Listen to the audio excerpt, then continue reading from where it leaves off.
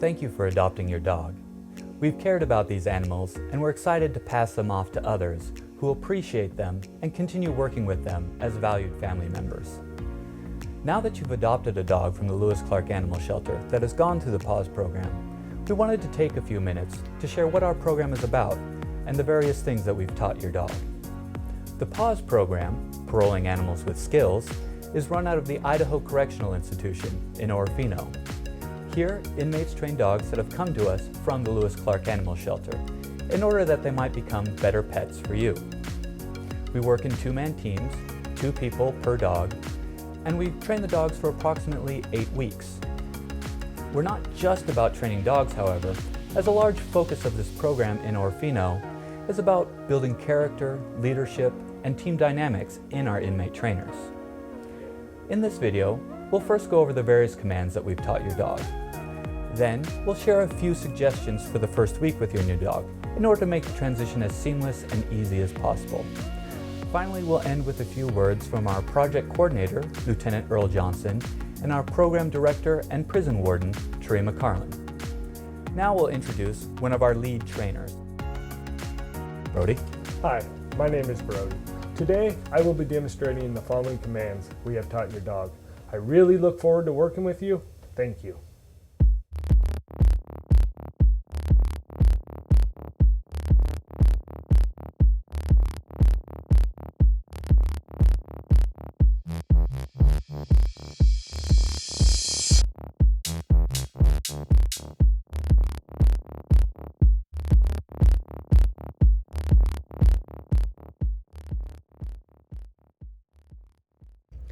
The basic commands we teach our dogs in the PAWS program are sit, down, stand, stay, come, and heel.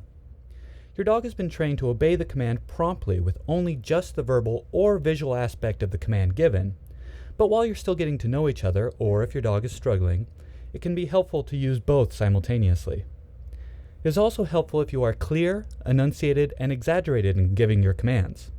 So while it may not be clear to your dog what you want if you just say, sit, it should be very obvious to your dog what you want if you say, sit. So our first command is the sit command. The visual cue is given by holding your arm straight down, palm forward, and then raising your hand up until your arm is at a 90-degree angle at the elbow. This actually mimics the motion that we use to initially train our dogs to sit by luring their head up and back with a treat in our hand. Cisco, sit. Good. So, whether your dog is standing or laying down, after giving the sit command, they should be sitting up and at attention. Our next command is the down command. The visual cue is given by holding your hand up with the elbow at around 90 degrees with your palm facing down. You then extend your hand down until your arm is straight, keeping your palm towards the ground. It is essentially the opposite of the cue for sit. This visual cue also stems from the initial training process where we lure the dogs into a down position with a treat. We work a fair amount with the down command so that our dogs will respond to it even when more exciting things are going on. One way we practice this is by doing what we call a down on recall, where we've called the dogs to us and then tell them to down while they're still running. Cisco, come. Good. Cisco, stand. The stand command is very useful when bringing your dog to the vet or if you need to check them over for any reason. It is typically given by holding your palm flat in front of your dog's face and then drawing it away while saying, stand. We also work with our dogs to make sure they can be handled, poked, and prodded while staying in the stand position, hopefully making any future vet visits an easygoing process. Stay can be a rather handy command, as it tells your dogs to stay where they are and in the position that they're in, be it a sit, down, or stand. It should be noted that if you want your dog to stay for any length of time, they're more likely to comply if they're already in a comfortable down position. The cue for the stay command is to put a flat palm in front of your dog and say, stay. We work with our dogs to have them be able to handle a fair amount of distraction without breaking from a stay, but the exact amount they can handle will vary greatly from dog to dog. Of course, among the most important of the commands is the come command. Obviously, this command tells your dog to come to you. Typically, your dog has been trained to actually come and sit on your left side as part of the command. The visual cue is done by holding your arm straight out, either in front of you or slightly to the side, and then bending your arm at the elbow, bringing your open palm in towards your chest. The final basic command we'll go over is heel, which only has the verbal cue, the word heel, though some people will tap their thigh to add a visual cue. This is a bit of a multifaceted command that essentially tells your dog to be at your left side. Thus, the command can be used to tell your dog to walk along with you, or if you're standing still, it tells them to come sit next to you. Cisco, heel. Now, while you're walking with your dog, or heeling per se, your dog should stay there along your left side, no matter how you turn and roam about. When training these dogs in a group setting, we regularly perform what we call about turns and left about turns to get the dogs used to that kind of thing without being underfoot and tripping you up.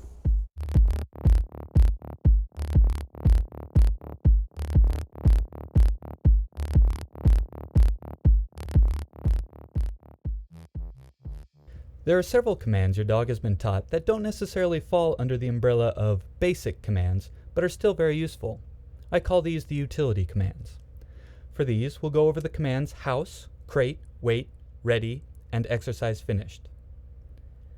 House, as you can imagine, is intended to tell your dog to go inside. We typically give this command by saying the word house and pointing where we want the dog to go, such as towards your front door. What you have to realize is that this command can easily be modified for your needs. So if you want to use this command for any particular place, be it as specific as going into a certain room, or your garage, or just going inside through any door, all you need to do to set it up is to say the command house and point whenever you bring your dog through that door. They should quickly make the adjustment to their new home. The crate command, which tells your dog to go into their crate, is given simply by pointing or tapping on your dog's crate and saying crate. Simple, convenient, and useful. The wait command is like a soft version of the stay command. We use it to tell the dogs to stay in a general area or to not cross a boundary that we ourselves are crossing. So, for example, I would say wait to my dog if I were to leave a room and wanted them to stay in that room.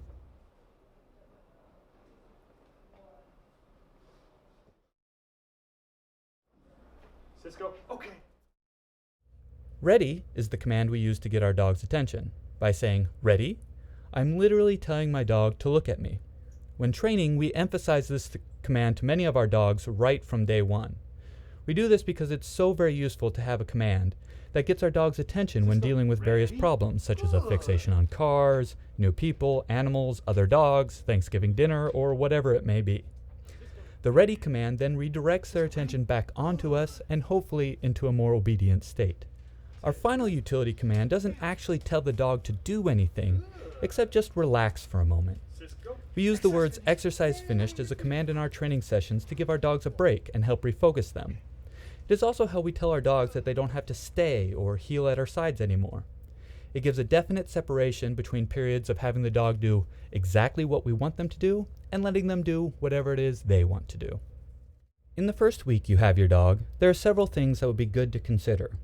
These include their food intake, boundaries, using their crate, the importance of the leash, bonding with your dog, and introducing your new dog to other dogs. When it comes to the first few days, the suggested feeding schedule is no food on the day you bring them home, 1/2 portions on the second day, and then their full amount of food on the third day. None, 1/2, then full, discounting a small amount of hand-fed food. We suggest this for a couple reasons. For one, the day you bring your dog home, you really don't know what they've already eaten that day. Plus, your dog is coming into a new and thus stressful environment, likely with different foods than they're used to. Under these circumstances, the low feeding schedule helps to prevent vomiting and diarrhea, which obviously isn't a pleasant experience for anyone involved, and we only want pleasant experiences between you and your new dog in those first couple days. And, as a bonus, your dog will likely be a lot more attentive to you for a couple days if you're working with them with food rewards. Your dog has been trained to understand boundaries. For instance, in the PAWS program, we train our dogs not to leave the room they live in without their trainer's permission. However, any specific boundaries you want to set for your dog will probably have to be reset for your home. We try to teach the dogs that every doorway is a boundary, But they see the world much differently than we do, and doorway isn't necessarily something they understand. That being said, your dog is primed to be shown and understand any specific boundaries you want to set, such as not going into certain rooms or not going inside or outside without permission. Setting the boundaries for your home shouldn't be too difficult. You can start by bringing your dog to a boundary you want to set, but not letting them cross without permission, such as leading them through while on leash or giving a very obvious verbal and visual cue, like house or out. This is much easier to accomplish with your dog on leash, as you can pull the dog back if they try to cross the boundary without permission. It is also helpful to give some sort of verbal negative marker or correction if they try to cross without permission, such as a ch or a quick shame. If you do that when they go to cross the boundary, but before they actually get through it, that sends a very clear message about what you want from them. For about the first week, we suggest keeping your dog in its crate when you're not directly watching over or interacting with them. There are a few reasons for this. First thing to keep in mind is that dogs are naturally cave-dwelling animals, and they generally learn to love their crates. They like having a place that's theirs.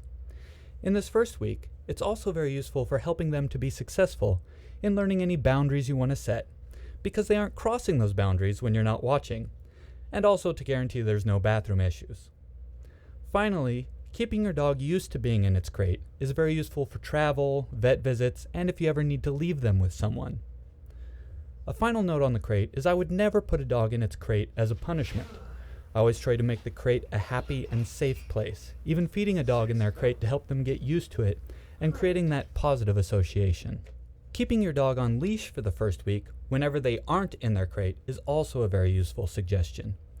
The leash gives you extra control over your dog's actions, which helps to ensure success when setting boundaries and giving commands.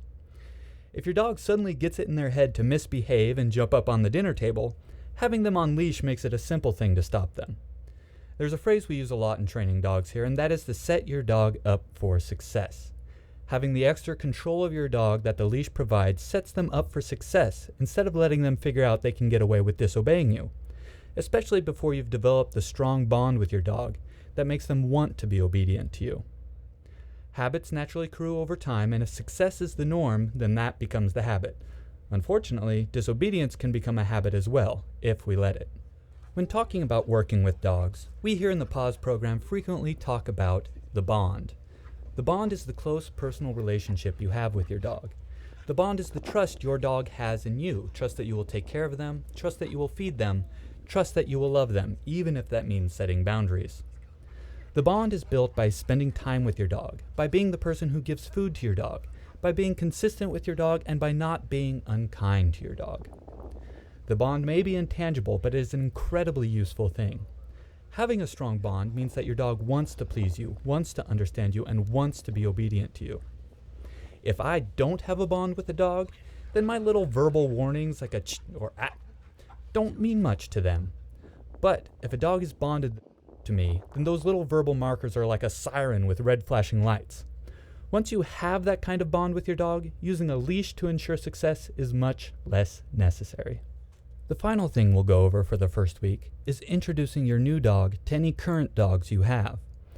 There can be a lot of variance to this process depending on your dog's personalities. However, there are a few tips that are fairly universal. The first thing we focus on when introducing dogs is keeping our energy low.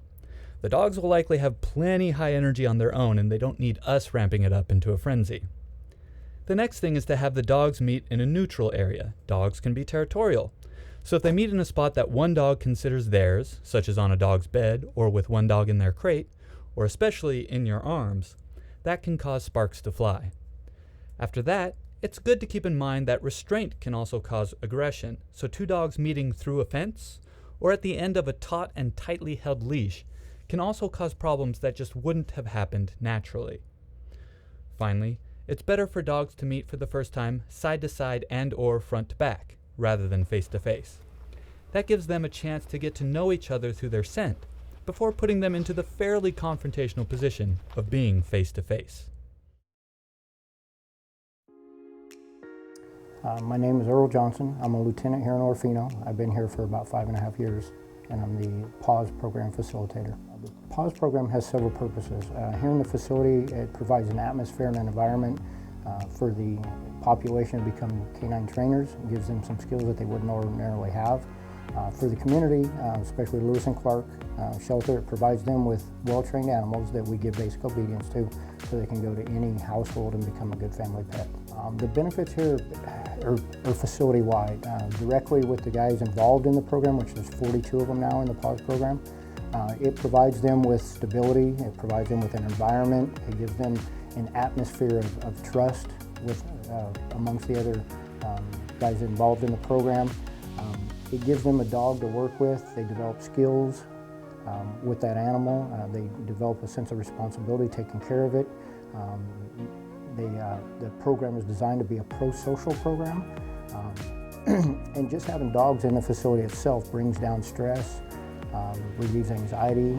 We see it on the honor tiers, which is where the dogs are. Each of those tiers has less problems, fewer disciplinary issues than the entire rest of the facility, based on the atmosphere that the dogs provide for those housing units. In relation to the community and how it's benefited, it's twofold there, because we have two different programs. We have the Lewis and Clark Animal Shelter that we train their dogs in basic obedience, and those dogs are just going out to family members or just the community in general. So we have an opportunity to give back to that community by providing good, well-trained dogs to become family members. Well, when you adopt one of our dogs, say like the Lewis and Clark Animal Shelter, you're getting a dog that has an extensive 8-week obedience program. And our program here is second to none when it comes to prison programs and what we provide to these animals. We take animals off the streets that have a multitude of problems or issues or backgrounds, and we try to resolve those issues. We try to get rid of some of the problems that may have been created by previous owners. Some of these dogs have been abandoned, some have been abused. So when we take the dogs in, we lay an imprint on the dogs. We build a foundation of trust with the dogs. We build a foundation of obedience with the dogs. So when they leave here, they're a well-behaved, well-mannered dog. They've been socialized. They can go into any house, whether you're an 18-year-old college student or a 75-year-old retiree, and you will have a dog that is well-trained, well-mannered, well-behaved, and will be a good family pet for you. My name is Tarima Carlin, and I'm the warden at the Idaho Correctional Institution, Orofino. I actually started here in Orofino 22 years ago and started as a correctional officer, and I've worked my way up through promotions, and I've been the warden at this facility for 11 years. My goal for the gentlemen that live here is to gather the tools ultimately for successful release into back to the communities that they may have lived in before. But for those that may never get out, I want them to learn how to build a positive community within the walls of the facility. There's a lot that could be said about the benefits that have happened with our dog program. We started out small and it continues to grow, mostly at the request of community members as well as people that live at our facility. The benefits for the handlers are they get the opportunity to learn how to train dogs. It's a little bit of a vocational program.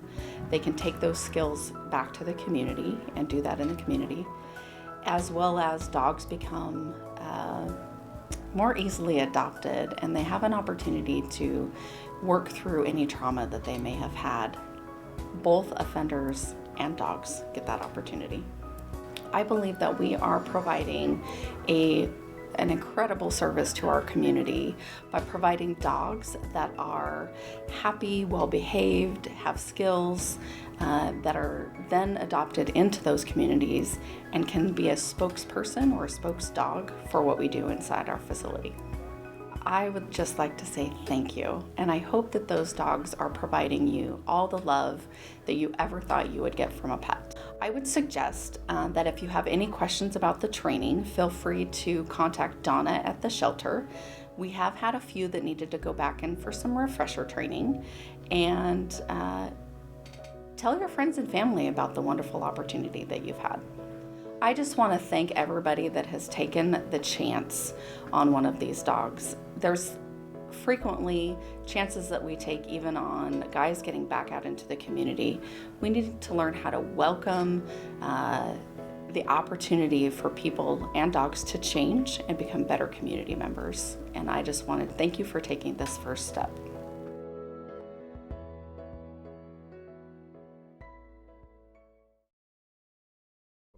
We hope this video helps you out. We hope you enjoy your new family member. Exercise finish! Who let the dogs out? Who let the dogs out? Who let the dogs out? Better than a biscuit. My dog has been on the fly. My dog can cook, my dog can clean, and my dog reads me bedtime stories. Good night, my dog. The performance deserving of standing ovation. You gave me a brand new start when you showed me the world through a dog's heart.